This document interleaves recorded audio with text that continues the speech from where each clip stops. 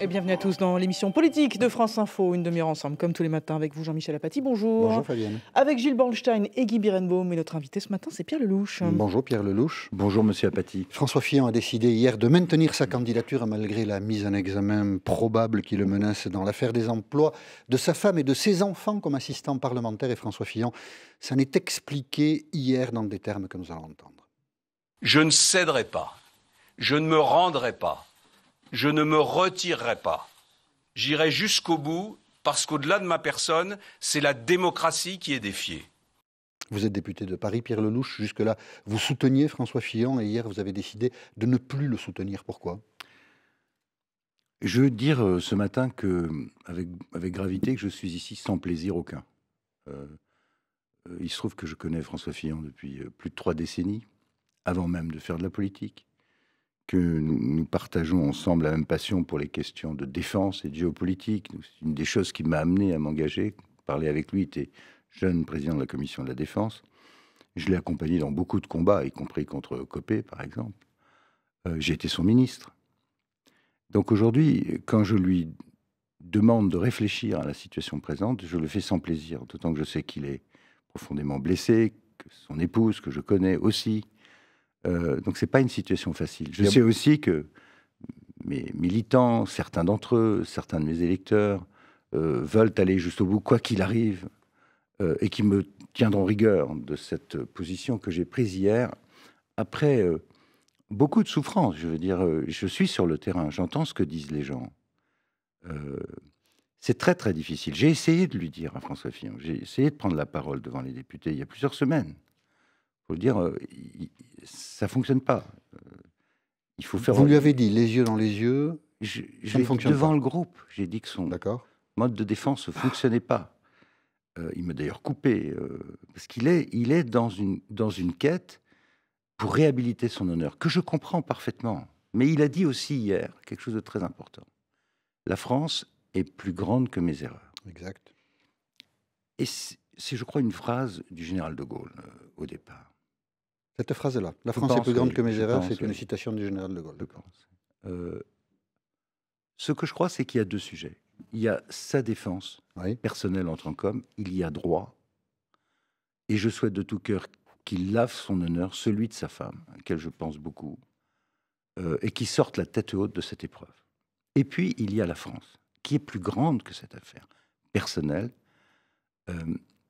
parce que nous sommes à un moment de l'histoire qui est très important. Mon métier, c'est l'international, donc je sais qu'aujourd'hui, le destin de l'Europe se joue sur ce qui va se passer en France, par exemple. On est dans une circonstance très compliquée, avec le monde musulman, le terrorisme, les Américains, les Russes. On est dans une situation économique pas facile. Donc, ces enjeux-là, malheureusement, on n'en parle plus depuis plus d'1 mois. Moi, je viens de sortir un bouquin sur terrorisme, qu'est-ce qu'il faut faire, quelle politique étrangère, quelle politique de défense. Pas un mot sur tous ces sujets. On ne peut pas bloquer une campagne à un moment aussi grave uniquement pour une affaire de justice qui concerne un homme infiniment respectable. Et donc, je lui demande, je n'ai pas demandé le retrait. Ce n'est pas un putsch. Qu'est-ce que vous lui demandez ? Ce n'est pas un putsch, ce n'est pas une destitution. Qu'est-ce que vous lui demandez ? Je lui demande de réfléchir. Je demande à nos responsables au niveau de mon parti de se réunir. Ils ne sont pas réunis le mois dernier. Il y a un bureau politique normalement mensuel. Il est temps de s'asseoir et de trouver une sortie par le haut. Et que cette sortie soit faite en liaison avec lui. Une sortie par le haut, ça n'a peut-être qu'un abandon de sa candidature. Il faut qu'il y ait, à mon avis, une transition ordonnée qui permette à notre famille politique, à tous ses électeurs, ils sont majoritaires, un pays qui attend l'alternance, d'être représentés dans cette élection. Sinon, on va avoir une situation de crise institutionnelle et politique grave. Il est encore temps, nous sommes le 2 mars. Alors c'est pour ça que j'ai soulevé dans mon communiqué d'hier aussi la notion d'empêchement qui est prévue à la Constitution, à l'article 7, et qui fait que si dans un délai de 7 jours avant la date finale de dépôt, on est dans une situation d'empêchement, alors on peut reporter. La date finale de dépôt, c'est aux yeux de la loi aussi, j'ai compris, moi, c'est maladie, c'est des choses de ce genre-là. Il n'y a pas eu de précédent, mais l'interprétation peut-être il n'y a pas l'interprétation, mais ce que je dis, on ne va pas faire un exercice de droit, mais c'est quand même important de le comprendre. Je n'ai pas soulevé ce point par hasard. Oui. Il me paraît impossible, et je le dis là aussi avec beaucoup de solennité, d'être en examen et président de la République. Me passe même dans l'optique d'une victoire, qui est aujourd'hui difficile, mais possible. Quand on est président de la République, je le lui ai dit, on est garant des institutions et de l'indépendance de l'autorité judiciaire. Article 64 de la Constitution. Il est compliqué d'être garant de l'autorité judiciaire quand on est soi-même sous le coup d'une inculpation, avec un système d'immunité qui, de surcroît, n'a pas été conçu pour ça. Le président de la République, il est non responsable des actes accomplis dans ses fonctions. Quand il fait une faute de droit commun, eh ben, il sera éventuellement poursuivi après, mais pas pendant. Donc, mais la durée du mandat, les 5 ans, ça ne peut pas être une parenthèse judiciaire dans une procédure. C'est parce que ça rendrait la gouvernance impossible. Et le rapport institutionnel de l'exécutif avec l'autorité judiciaire et législative, très compliqué. Donc, c'est le gaulliste qui vous parle. Avant de traiter d'autres questions... Vous voyez, c'est là-dessus qu'il me semble qu'il y a un problème institutionnel, et je l'invite, lui qui a été Premier ministre, qui connaît parfaitement ces questions, à penser à cela, et pas seulement à sa défense. Donc, il faut qu'il y pense. Mais vous lui avez dit, visiblement, vous êtes un certain nombre à lui avoir dit hier. Qu'est-ce qu'il répond? Qu'est-ce qu'il dit? Qu'est-ce qu'il entend, François Fillon, là, en ce moment? Écoutez, moi, je ne fais plus partie de son équipe rapprochée depuis le début juillet. Donc, je n'ai plus cet échange qu'on avait autour de la table tout le temps. Je ne sais pas où il en est personnellement. Mais mon devoir, et je vous parle ici en homme libre, en républicain, à la limite, je me fous de savoir ce qui se passe par la suite en termes électoraux, pour ma propre carrière et autres. Je pense que le moment est grave pour le pays. Et mon devoir, c'est de dire ça ne peut pas fonctionner. Voilà. Au point de vue institutionnel, ça ne peut pas fonctionner. Je pense qu'il doit s'occuper de sa défense, c'est clair, et il doit le faire à plein temps, et que le pays a droit à un vrai débat sur son avenir par ailleurs. Moi, je ne peux pas faire campagne, et j'y suis sur le terrain très loyalement depuis des semaines, mais je ne peux pas parler de fond avec les Français qui sont à la rue, parce qu'ils ne me parlent que de cette affaire. Merci beaucoup. On se retrouve dans une minute. On reprend cette conversation évidemment là où l'on laissait. Il est 8h40 et voici David Daubin. Et on l'évoquait à l'instant, donc François Fillon poursuit sa campagne coûte que coûte avant un grand rassemblement de soutien. Ce sera à dimanche à Paris. Il sera en meeting ce soir à Nîmes. Hier, il a été lâché par une vingtaine de responsables des Républicains. L'UDI, elle, suspend sa participation à la campagne. Parallèlement, Emmanuel Macron dévoile son programme. Dans Le Parisien, il se prononce notamment pour la fin des régimes spéciaux de retraite. Il détaillera ses mesures à la presse à 10h30. Gendarmes et enquêteurs mobilisés hier sur la commune de Dirinon, ça se trouve près de Brest. C'est dans cette zone qu'ont été retrouvés par une joggeuse un pantalon et la carte vitale de Charlotte Troadec. C'est cette jeune fille disparue avec sa famille depuis le 16 février dernier. Et puis ces élections sous tension en Irlande du Nord, les deuxièmes en 10 mois maintenant après l'éclatement de la coalition au pouvoir. Un scrutin qui intervient évidemment sous fond de Brexit, mais également d'accusations de corruption. Pierre Lelouch est avec nous ce matin sur France Info jusqu'à 9h. La question, c'est Gilles Bornstein. Il faudra bien, si vous êtes écouté, il faudra bien quelqu'un pour remplacer François Fillon. Et Georges Fenech, votre collègue député, a une idée qu'il a exposée ce matin sur France Info au micro d'Alexis Morel. J'appelle, mais vraiment tous les élus responsables dans ce pays, à adresser au Conseil constitutionnel leur parrainage pour Alain Juppé. Je suis malheureusement convaincu de la chute imminente de François Fillon. Le Conseil constitutionnel a déjà publié 738 parrainages pour François Fillon. Donc il les a, ces parrainages. C'est aux grands électeurs dans tout ce pays, il y en a 36 000, qui doivent réagir et adresser leur parrainage au Conseil constitutionnel, même si Alain Juppé n'est pas aujourd'hui candidat, pour nous garantir d'une éventuelle disparition. Alors un petit point de droit, le 17 mars, le dépôt des candidatures sera clos. C'est pour ça que Georges Fenech dit au cas où il faudrait que la candidature d'Alain Juppé puisse être possible. Est-ce que vous appelez vous aussi les parlementaires, les élus, à soutenir, à envoyer un parrainage pour Alain Juppé ? À ce stade, il me semble que le plus urgent, c'est que la direction du parti s'assoie autour d'une table et essaye de trouver une solution qui fasse consensus. Ça peut être Alain Juppé, ça peut être quelqu'un d'autre. À la limite, si vous voulez, la primaire a essentiellement tranché sur le fond du programme de la droite et du centre. Oui. Et je crois que ça veut dire qu'il faut que quelqu'un embrasse le programme. Oui, mais enfin, il y a des nuances. Franchement, il y a des nuances, mais il n'y a pas des fossés idéologiques entre les uns et les autres. Je crois pas. Je pose pas la question comme ça. Je regarde par exemple Mais le flou. le temps presse. À un moment, Alors vous le voulez- temps, mais c'est pour ça il que je faudra un parlais candidat hier dans mon républicain. communiqué de cette procédure éventuelle d'empêchement, parce que la façon dont les juges ont organisé les choses, c'est que le 15, il y a une mise en examen, le 17, il y a la fin du dépôt des candidatures. Donc de deux choses l'une, hein, ou bien on arrive à trouver une solution avant, et il reste encore suffisamment de temps pour déposer les candidatures, ou bien il y a une situation où on recherche une solution, et dans ce cas-là, il faudra bien demander au Conseil constitutionnel de reporter les choses, faute de quoi la moitié du pays ne pourra pas être représenté à cette élection. Il y a un vrai sujet. Pour être précis, ce matin, Pierre Lelouch, vous ne voulez pas vous prononcer sur un autre nom Non, parce que que celui de François Fillon. parce Ça que vous je semble pense pas que être ça la bonne doit faire- démarche, d'accord. ça doit faire l'objet d'un débat D'accord. entre... Mais il n'est pas possible ce débat, monsieur Lelouch. Vous avez bien vu, enfin, de tout ce qui ressort, on voit que monsieur Fillon, il est venu le dire avec force hier. Il a dit, je me maintiendrai. Qui est capable de lui dire, on va s'asseoir, on va réunir l'instance du parti dont vous parlez, et ça va pas se passer comme ça. Visiblement, on a l'impression que personne n'est capable de lui dire. Je le regrette, j'ai essayé de lui dire. Je pense quand même que dans les circonstances présentes, avec cet élément nouveau qui est quand même la mise en examen, qui était le point d'accroche du départ. C'est pas fait. Il peut sortir comme témoin assisté, et c'est le 15 mars. Non, mais la convocation est en vue de la mise en examen, d'après C'est la formule. de l'aveu même.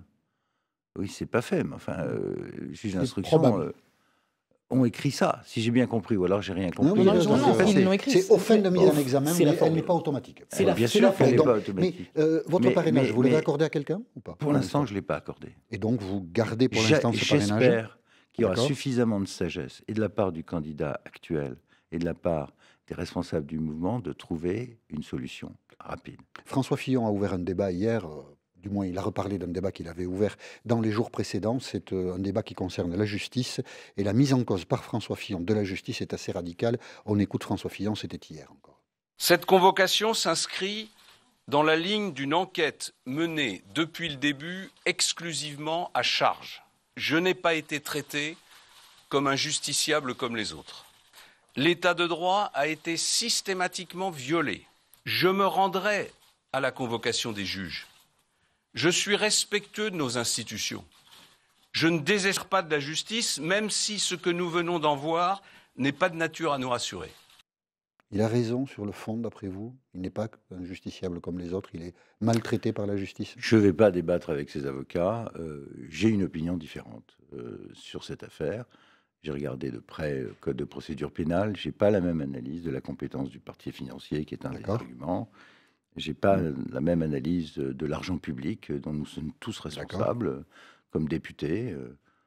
C'est de l'argent public. Mais après, le job des avocats, c'est précisément d'avoir des positions différentes et de les faire valoir.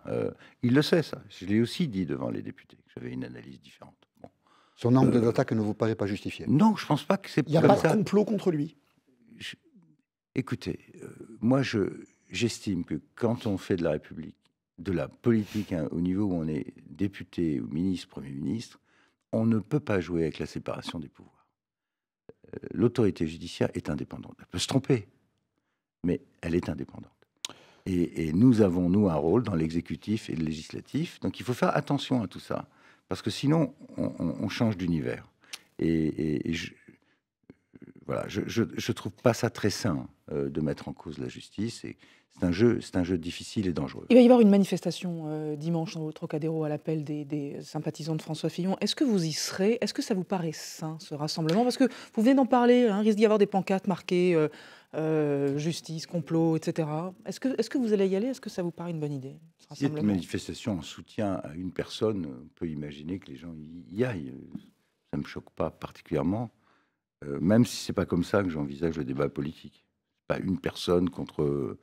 Si ça dérape sur la mise en cause des institutions, je ne pourrais pas m'y associer. Je ne pourrais pas m'y associer. Vous prévoyez d'y aller? Non. Vous êtes Non, plutôt, non. vous êtes plutôt sur la réserve, même une manifestation. J'attends que notre mouvement prenne une décision rapide. C'est pas pour aller à des manifestations. Je pense que le moment est venu de s'asseoir et de trouver une solution. Si je reprends la question de Guy Birenbaum tout à l'heure, c'est Nicolas Sarkozy qui peut débloquer la situation? Je n'en sais rien. J'ai l'impression qu'il essaye à toute force de se tenir à l'écart. Il a même fait en sorte de passer dans le privé en plein milieu de tout ça. Donc ça veut dire ce que ça veut dire. Ça veut dire que je ne m'en occupe pas.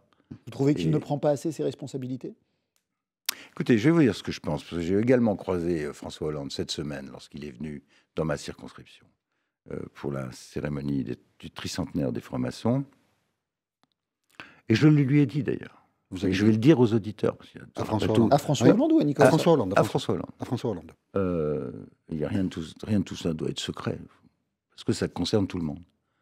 Je lui ai dit, vous savez, le paradoxe de ces primaires, c'est que les deux partis de gouvernement sont en miettes. Voilà. Et d'ailleurs, il en est parfaitement conscient, il en sait quelque chose. Un peu, oui.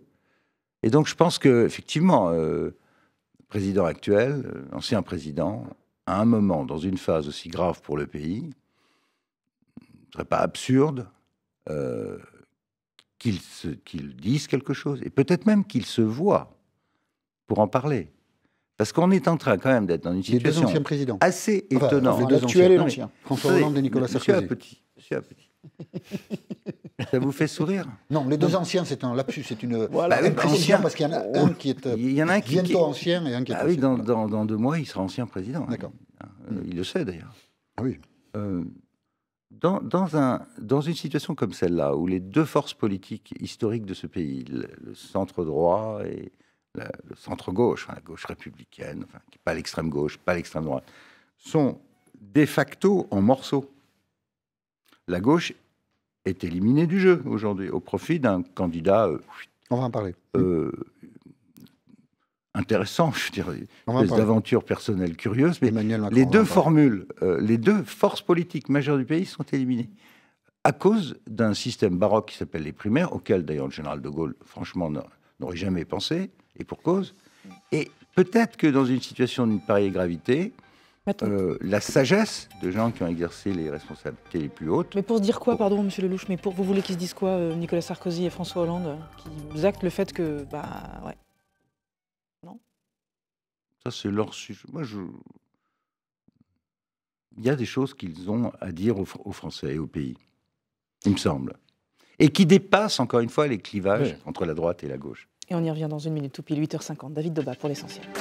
Marois au cœur des débats du Conseil d'État. Aujourd'hui, âgée d'1 an et demi, cette fillette est atteinte d'un déficit moteur irréversible. Ses parents souhaitent le maintien des soins à l'hôpital de la Timone à Marseille et évoquent pour sa part une obstination déraisonnable. Seuls 25% des Français souhaitent que François Fillon maintienne sa candidature. C'est ce qui ressort d'un sondage Harris Interactive publié aujourd'hui. Ils étaient 35% il y a un mois. Par ailleurs, 77% des personnes interrogées se prononcent contre une pause des investigations judiciaires. Dans Le Parisien ce matin, Emmanuel Macron dévoile une partie de son programme. Parmi les principales mesures, l'interdiction faite aux parlementaires d'employer leurs proches pour mettre fin au népotisme. Emmanuel Macron qui présentera ces mesures à la presse en milieu de matinée. Reprise des recherches ce matin pour tenter de lever le mystère qui plane autour de la disparition de la famille Troadec. Hier, les effets personnels de la fille ont été retrouvés à Dirinon. Ça se trouve à 280 km du domicile familial. Et puis en foot, les Marseillais éliminés de la Coupe de France. Ils ont été battus 4-3 par Monaco hier en 8e de finale. Le PSG élimine Niort 2-0. Le tenant du titre affrontera Avranches au prochain tour. France Info. Et Pierre Lelouch, toujours avec nous sur France Info, jusqu'à 9h. Question, Jean-Michel Apathy. Ce qui paraissait pratiquement impossible il y a 2 mois devient probable désormais, un second tour de l'élection présidentielle qui pourrait opposer Marine Le Pen à Emmanuel Macron. Qu'est-ce que vous feriez dans ce cas-là, Pierre Lelouch? Je serais bien embêté, et je ne vous le dirai pas aujourd'hui. Moi, je suis préoccupé par cette candidature Macron. En quoi vous préoccupe-t-elle? J'aime pas un certain nombre de choses. J'aime pas le côté, j'allais dire, californien du personnage, post-national, post-culture française, totalement dans la mondialisation heureuse qui est celle des financiers. Je n'oublie pas que lorsqu'il était secrétaire général adjoint de l'Élysée et ministre de l'Industrie, il a présidé à la destruction de fleurons de notre industrie française. Et je lui en veux pour ça. J'ai beaucoup travaillé, par exemple, sur le dépeçage d'Alstom. Et la prise de contrôle par les Américains dans des circonstances particulièrement honteuses. Montebourg a été un patriote à ce moment-là, pas Macron. Il n'aime pas son Ensuite, pays, on a Emmanuel eu, Macron. ensuite, on a eu Alcatel-Lucent. Ensuite, on a eu Technip, qu'on a bradé à des Américains, une boîte américaine d'ailleurs en mauvaise santé, plus petite que Technip. On perd à chaque fois des secteurs stratégiques de notre économie avec le laisser-faire du ministre en charge ou du secrétaire général de l'Élysée, la complicité d'un certain nombre de hauts fonctionnaires passés dans la finance et que l'on retrouve aujourd'hui dans l'état-major d'En Marche. Ça vous empêcherait de voter pour Emmanuel Macron ? Si vous voulez, c'est quelque chose comme patriote. Moi, je crois à la France, je crois à l'industrie française. Cette histoire de mondialisation heureuse où les financiers font leur petite pelote et l'État laisse passer les choses et explique qu'il n'y a pas de culture française, il n'y a pas de... Ça ne me va pas du tout. Il n'est pas patriote. Ça me gêne. Ça n'est pas un patriote, Emmanuel Macron. Je crains qu'il soit passé un peu... Vous connaissez les leaders des GAFA, des grandes sociétés américaines. Oui. Bon, mais ces gens-là, ils sont ailleurs. Ils sont au-dessus des nations. Ils sont dans une espèce de bulle transnationale avec souvent des idées libertaires assez sympathiques. Mais ils sont dans une sorte de mépris des États et de grande confusion sur l'histoire. Ce qu'il a dit en Algérie à la télé algérienne montre une grande méconnaissance de l'histoire de notre pays. Sur la colonisation, crime contre l'humanité. Et puis après, il se rattrape en citant une autre phrase du général de Gaulle dans des circonstances complètement marrantes. Je vous ai compris. Tout ça me met très mal à l'aise. Puis l'entourage me met très mal à l'aise. Ce mélange qui va de Bayrou à Cohn-Bendit est complètement surréaliste. C'est pas une solution pour le pays. Je voudrais vous faire écouter. Et l'extrême droite non plus. Donc voilà pourquoi j'ai dit qu'à un moment comme celui-là dans notre histoire, partir à l'aventure, c'est pas une bonne idée. Je voudrais vous faire entendre un militant républicain du Gard. C'est un reportage d'Alexis Gallo. Grégoire Le Callot. Grégoire Le Callot, excusez-moi, j'ai mal marqué son nom. François Fillon sera dans le Gard ce soir. Et donc c'était l'occasion d'aller voir des militants républicains. Et justement, l'un d'entre eux parle d'Emmanuel Macron. On l'écoute. Les électeurs de droite ne feront jamais ce cadeau à la gauche de voter Macron. Ils se vengeront et voteront Marine Le Pen. C'est ce que l'on entend sur les marchés. Voilà, propos recueillis par Grégoire Le Callot. Il a raison. Il y a beaucoup de gens qui me disent ça aussi dans la rue, même à Paris, où la prégnance du Front National est beaucoup moins forte. La colère est telle. Ne vous trompez pas. Les gens que je vois sont perdus et en colère. Donc, attention à la colère. On avait dit aux États-Unis, Trump, impossible, y compris moi d'ailleurs. Il avait battu 17 candidats de son propre parti qui le détestaient. Et à la fin, qu'est-ce qui s'est passé ? Quand il s'est retrouvé en face d'Hillary Clinton, les gens ont oublié de dire une chose, c'est qu'Hillary Clinton, elle était détestée aux États-Unis. Si vous avez un candidat un peu baroque façon Trump ou extrême, face à un candidat de l'establishment qui n'est pas apprécié, vous risquez d'avoir une sacrée surprise. Donc, c'est ce qui s'est passé aux États-Unis. La victoire de Marine Le Pen ne vous paraît pas impossible aujourd'hui ? Non, honnêtement non. Et Emmanuel Macron ne vous paraît pas être une carte pour contrer la victoire éventuelle de Marine Le Pen ? C'est pour ça qu'il nous faut impérativement sortir de la crise où nous sommes. C'est pour ça que je suis là ce matin. C'est la responsabilité de François Fillon de dénouer la crise. Parce que le candidat de l'establishment que tout le monde déteste, ce que vous décrivez, c'est lui, non ? Qu'en effet, la France est plus grande que ses erreurs éventuelles. Voilà, parce que le candidat de l'establishment qui serait détesté, que vous décriviez à l'instant, c'est François Fillon. S'il y avait un deuxième tour, si l'aventure il allait jusqu'au bout, qu'il y avait un deuxième tour, Marine Le Pen, François Fillon, on risquerait d'avoir une mauvaise surprise. S'il est détesté ou repoussé, je ne dis pas qu'il est détesté, mais s'il y a un doute, comme il y avait un doute sur la personnalité d'Hillary Clinton, rappelez-vous, et c'est ça qui a joué en faveur de Trump. Gilles Bernstein. Si vous n'êtes pas écouté, que François Fillon reste candidat, ce qui n'est pas du tout impossible, est-ce que vous voterez pour lui quand même ? Après se posera la question institutionnelle sur laquelle il faudra travailler et sur laquelle j'ai tout à fait l'intention de travailler. Je pense que la question de la saisine du Conseil se pose. Parce que je ne sais pas comment ça fonctionne. Personne. En droit. Ça paraît peu probable que le Conseil... On verra bien, mais on ne va pas engager un débat, il nous reste une minute. Peu probable que le Conseil constitutionnel décide que l'élection présidentielle ne puisse pas se tenir. Ça paraît très peu probable. Là aussi, je prends le risque d'être mal compris. Ce n'est pas un report que je souhaite, c'est une solution. Mais je me pose la question de savoir si quelqu'un qui est mis en examen peut être le garant de l'indépendance de la magistrature. Voilà. Mais ça, c'est complètement contradictoire avec nos institutions. Mais c'est une question morale. C'est pas une question qui va se régler. C'est une question politique. Est-ce que vous excluez de voter pour lui s'il était candidat ? Vous me permettrez de ne pas répondre à cette question.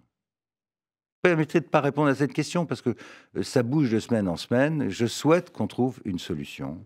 Et je ne veux pas non plus trahir ma propre famille politique. Donc je me trouve moi aussi un peu coincé aux entournures, comme vous l'avez compris, monsieur. Et pour synthétiser donc votre pensée, vous pensez que le Conseil constitutionnel pourrait se saisir de cette question précise un candidat mis en Si le examen président de la peut-il Rép- concourir à l'élection présidentielle? Si le président le président de la République, le président de l'Assemblée ou du Sénat, ou 60 députés ou sénateurs soulèvent la question, elle mérite d'être posée. Et ce n'est pas du juridisme, c'est une question institutionnelle. Voilà ce que je pense. Merci Pierre Lelouch d'avoir Merci à accepté vous. l'invitation de France Info. Et merci à tous. À demain.